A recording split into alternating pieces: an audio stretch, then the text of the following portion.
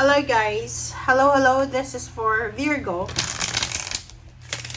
Virgo. Welcome dito sa aking channel, Kapalaran 88. Ang laki ng barahan na to, Virgo. Let's check your message. Okay, para ito sa mga Virgo. Tingnan natin. Okay. 3 of Pentacles. 5 of Swords. I'm sorry, 5 of Cups. OMG. Queen of Pentacles. King of Pentacles. 2 of Pentacles. 2 of Swords. Para to sa mga Virgo guys. Tingnan natin.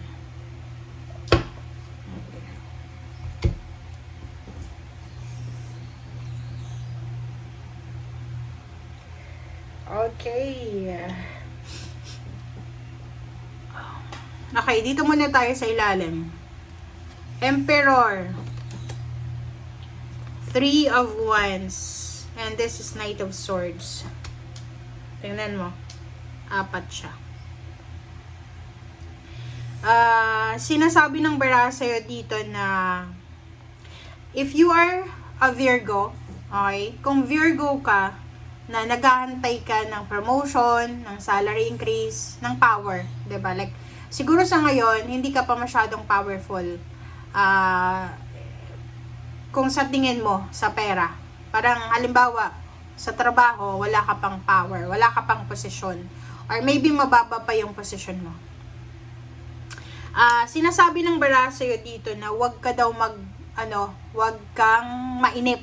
Kasi itong Knight of Swords, mainipin siya eh. Mainipin to eh. So, kailangan mong maghintay. Kailangan mong magpasensya. Okay? Kailangan mong maghintay eh. Kasi, dito sa 9 of Pentacles, tapos King of Swords, sinasabi ng barahan na kailangan mong sumunod sa direksyon na itinuturo sa'yo ng universe sa ngayon. Diba? Kailangan mong magpasensya. Kailangan mo daw maghintay. Okay? Okay. There's a collaboration. Okay? Like, hindi ko alam. Maybe this is couple. Pwedeng ikaw yan. This is past. Mayroon ditong Virgo na you are connected sa isang couple. Sabihin na natin na yung couple na to is King of Pentacles and Queen of Pentacles. Pwedeng mayaman. May pera. Maybe before you are connected sa mayaman na to. Dalawa. Pareho silang kumikita. Sa either yung lalaki may trabaho, may negosyo, yung babae ganun din. May savings, may trabaho, may negosyo, ganun. You are connected sa kanila before. But ngayon, nakikita ko sa iyo na nangihinayang ka sa ngayon. Medyo nangihinayang ka kasi yung connection na yon wala na sa ngayon. Parang nawala sila sa buhay mo. Pwedeng nag-resign ka. Halimbawa dati ang ganda ng ang ganda ng benefits mo sa trabaho mo sa company. Pwedeng ito yung company mo dati. And then ngayon ang hinayang ka kasi nawalan ka ng connection diyan sa financial freedom na yan. Okay? Okay. So ngayon, because of your past, okay, because of your past actions, yung ginawa mo sa past, yung nagdala sa'yo ngayon ng panghihinayang, dahil doon, ngayon, sobrang magiging wise ka na. Diba? Magiging sobrang wise ka because of your past mistakes, past errors mo yan eh, na pinaghihinayangan sa ngayon. Ngayon, bago ka gagawa ng desisyon, kailangan mo munang timbangin yung sitwasyon, kailangan mo munang pag-isipang mabuti, kailangan mong wag magpadalos-dalos. Kasi nga, sabi sa'yo, sa ilalim na ito, na iwasan mo yung aggressiveness. Okay? Pag-isipang mabuti ng bawat desisyon.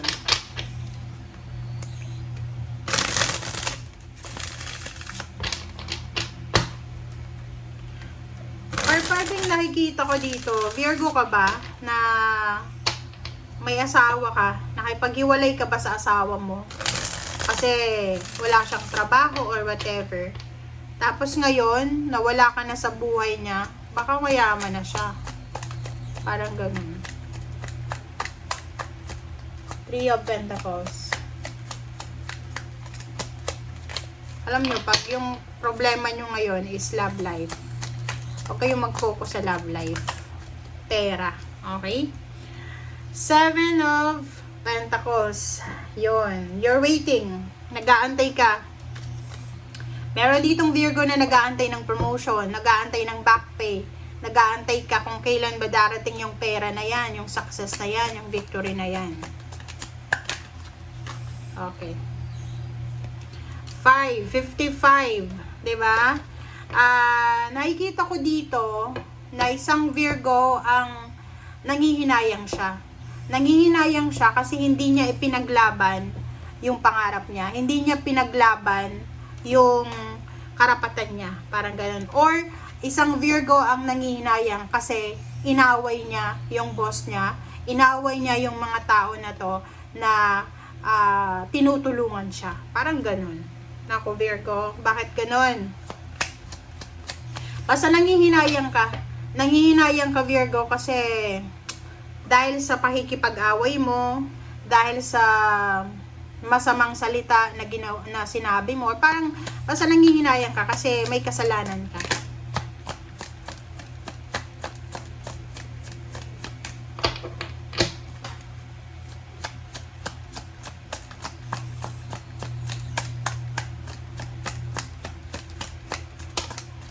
Alright, this is the King and Queen.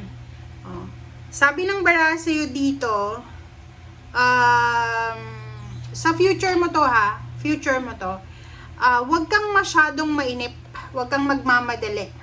Kasi, sa Page of Pentacles, this is your future. Kung pag-uusapan natin ng Queen and King of Pentacles, sinasabi na lahat yan, may experience mo din. Makukuha mo din yung financial freedom. But, sa ngayon, kailangan mong magtiis.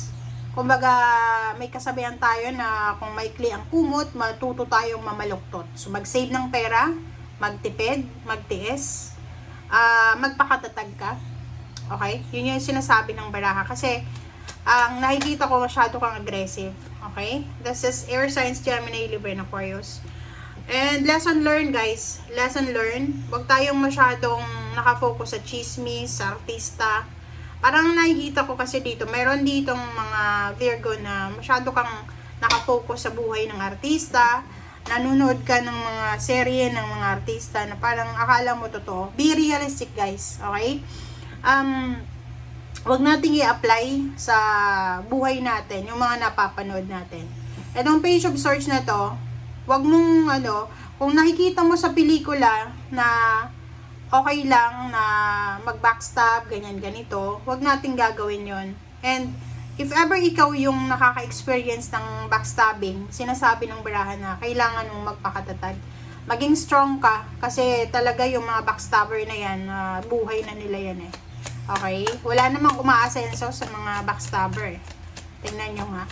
Lahat ng backstabber, nandun pa rin sila sa ilalim. Okay? Okay, Knight of Wands.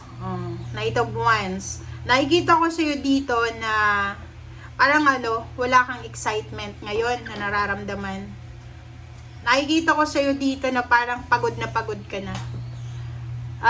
Meron ditong Virgo na hindi makatulog sa gabi, or natutulog siya mga mga umaga na, 6 o'clock or maybe 4, 3, 5, parang ganon. And sinasabi ng barahan na to na masyado kang burden eh. Ang dami mong iniisip, pwedeng umiiyak ka, marami kang responsibilities, marami kang pangarap sa buhay, pero sa ngayon, pakiramdam mo, walang nangyayari eh. So, nandito yung Knight of Wands. Okay, sabihin na natin na hindi pumapabor sa'yo yung sitwasyon ngayon. Okay, hindi pumapabor. Sinasabi ng Knight of Wands na okay, kahit na alam mo na hindi papabor sa'yo yung sitwasyon, at least, kailangan mo pa rin na gumising ng masaya, maligo ka, maglakad-lakad ka sa nature, spend time with your family, spend time with your pets, or with your friends. And yung friends na sinasabi dito, guys, hindi yung mga bad influencer na friend ha. Kung ikaw ay may depression, kung ikaw may anxiety, dapat pumunta ka doon sa mga barkada mo na walang bisyo. Kasi kung yung pupuntahan mo puro may bisyo yung isasagot nila sa problema mo, which is mas lalo kang mamumroblema. Okay? And sa ilalim mo dito, there's a 10 of swords and nakikita ko sa'yo dito na ito yung wini-wish mo, pinagpipray mo na sana maayos na yung financial mo. Pinagpipray mo na sana ma-promote ka or makahanap ka ng stable talaga na trabaho. Okay? So yun guys, thank you for watching and see you again. Bye!